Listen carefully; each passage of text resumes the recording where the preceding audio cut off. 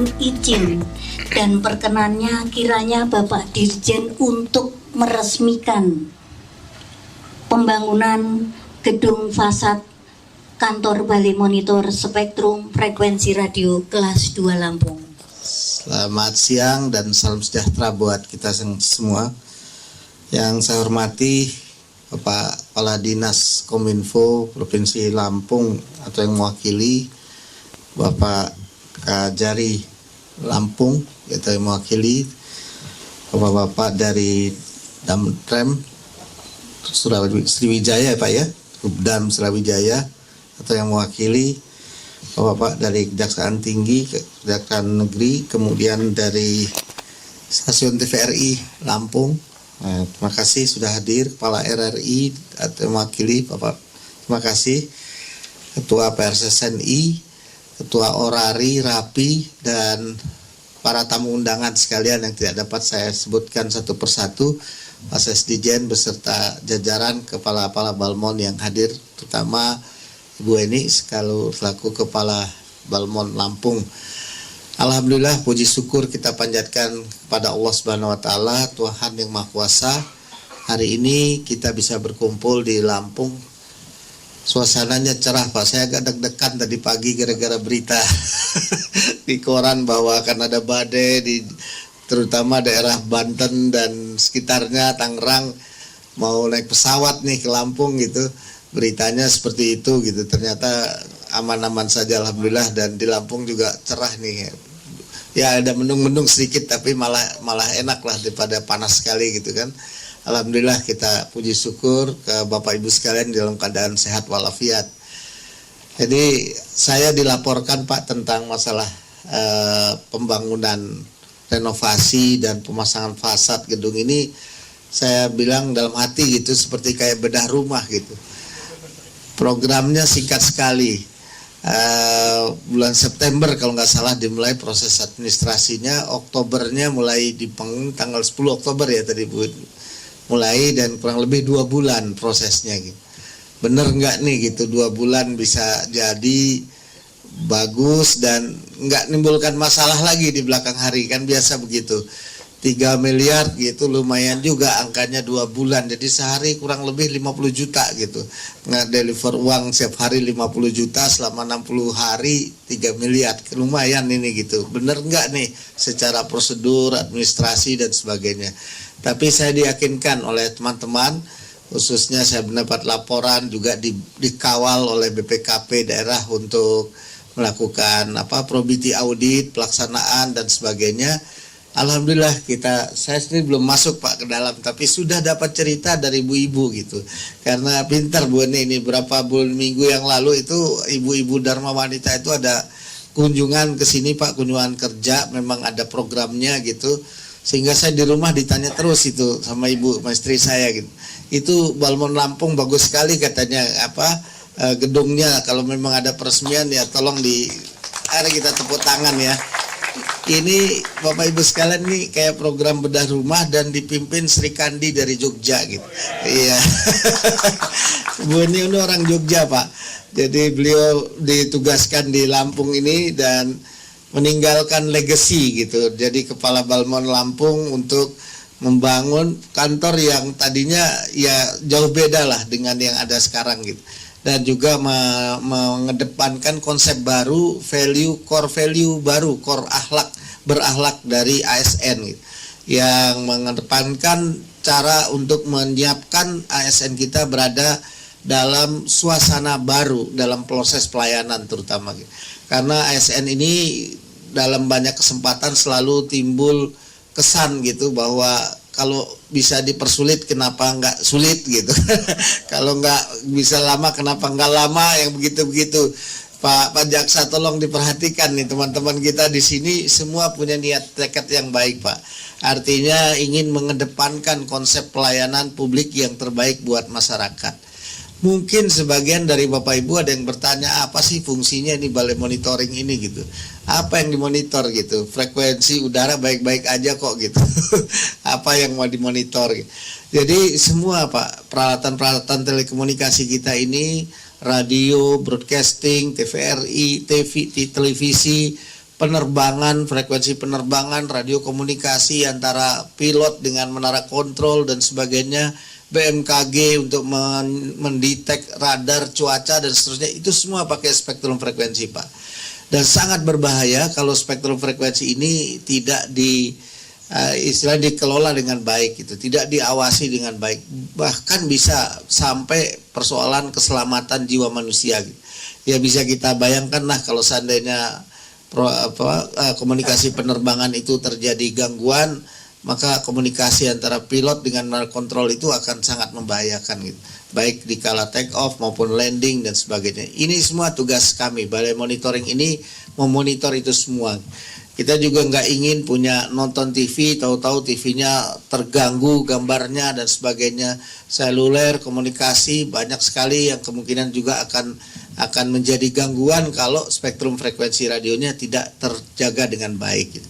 Jadi ini Pak, tugasnya dari Balai Monitor ini adalah merupakan rangkaian dari proses manajemen spektrum frekuensi radio bagian pengawasan dan pengendaliannya, gitu. Karena setelah diterbitkan izin, banyak izin-izin yang tidak punya izin yang menggunakan perangkat-perangkat yang tidak bersertifikat dan sebagainya, ini semua berpotensi untuk menimbulkan terjadinya gangguan komunikasi.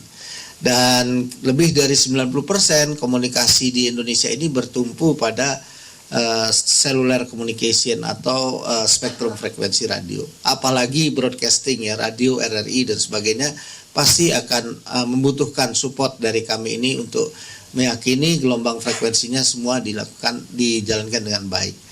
Yang kedua, Bapak-bapak, spektrum frekuensi ini cukup menghasilkan PNBP, pendapatan negara bukan pajak, yang cukup besar, Pak. Termasuk yang terbesar di luar migas, Pak. Kami store ke negara itu kurang lebih sekitar 20 triliun setahun dari hasil spektrum frekuensi radio. Itu BUMN besar aja belum tentu sebesar itu, Pak. Untuk memberikan dividen ke negara tiap tahunnya itu lebih besar kita, Pak. Boleh tepuk tangan, Pak. 20 triliun setahun itu rutin kita store ke kas negara yang digunakan untuk semua kebutuhan ya. Bangun jalan, jembatan dan sebagainya, salah satu kontribusinya dari sana juga. Salah satu PNBP terbesar di Republik ini diperoleh dari spektrum frekuensi radio ini. Jadi memang kita ini bekerja di dalam senyap, Pak. Tidak banyak orang yang tahu pekerjaan-pekerjaan yang dilakukan di Direktorat Jenderal SDPPI ini. Kalau Ditjen tuh kami Ditjen bagian dapur aja lah, di belakang, nggak dilihat-lihat orang. Kalau keganggu baru kami dimasalahkan, Pak. Kalau biasa baik-baik aja nggak ada, ya itu udah tugasnya gitu. Tapi kalau ada persoalan ya gangguan terhadap tadi spektrum frekuensi, termasuk TNI dan Polri, Pak, itu kami juga sangat intensif berkoordinasi untuk mensupport juga. Ini baru timbul persoalan. Jadi merapi-rapikan gedung ini memang menjadi salah satu program kita dalam 5 tahun ke depan ini untuk membangun sikap mental dan budaya kerja yang bagus bagi teman-teman yang ada di Balai Monitoring seluruh Indonesia. Kita sudah melakukan program reformasi birokrasi yang berkelanjutan dan sudah banyak sekali dari unit kerja kami yang menerima wilayah bebas korupsi WBK dan akan menuju ke WBBM di dalam waktu dekat ini untuk pelayanan perizinan izin spektrum radio ISR. Dan tekad kami semua, seluruh izin yang ditangani di Direktorat Jenderal SDPP ini adalah 1 hari, Pak. Nggak ada lagi izin yang tidak 1 hari. Itu sudah menjadi tekad dan sudah implemented sekarang. Semua dilakukan melalui proses online, tatap muka, tidak perlu bertemu dan sebagainya. Ya mudah-mudahan saya menyampaikan ini bukan jualan kecap, Pak, gitu. Ingin cerita tapi beneran ini menjadi pemicu buat rekan-rekan kami seluruh jajaran di Balai Monitoring khususnya di Lampung ini untuk bekerja dengan baik. Fasilitas negara sudah bantu dan siapkan dan kita akan menyambut fasilitas tersebut untuk kita implementasikan dalam pelayanan publik kepada masyarakat, dirasakan secara langsung bagi bangsa dan negara. Jadi ini Bapak Ibu sekalian, program bedah rumahnya sudah selesai dan hari ini kita akan lihat sama-sama, kabarnya sudah bermodel co-working space gitu, model startup industri yang bisa seluruh bekerja dalam ruang terbuka, transparan dan sebagainya, ruang-ruangnya dan seterusnya. Dan tadi juga disentuh dengan budaya-budaya lokal yang disampaikan oleh Bu Ni untuk tetap memberikan arti di Lampung ini tentu ada spirit tertentu yang ada di daerah Lampung. Penduduknya cukup besar ya, 1,2 juta jiwa sekitar kurang lebih Bandar Lampung ini, termasuk kota penyangga kabupaten ibu kota negara yang terdekat lah dari pintu gerbangnya Sumatera gitu. Jadi ini memang satu hal yang sangat penting buat kami untuk menjaga Lampung. Cuma satu ini saya nggak tahu mau titip ke Pemda, ini kita masuk Lampung Selatan ya Bu Ni ya, Lampung Selatan Pak, tapi Lampung Selatan di ujung berarti ini.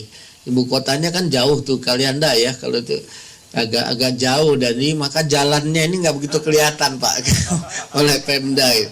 Saya bisa titip ke Pak Kajati atau siapa nih gitu Pak, ini jalannya sedikit nih Pak, 500 meter, tapi kantor kita jadi kayak begini nih karena masuknya tiap hari kalau hujan apalagi pasti masalah sekali gitu. Nah kalau kita mau keluarkan uang juga, bangun jalan juga nggak mudah untuk mempertanggungjawabkan, karena dulu asetnya aset siapa nanti gitu.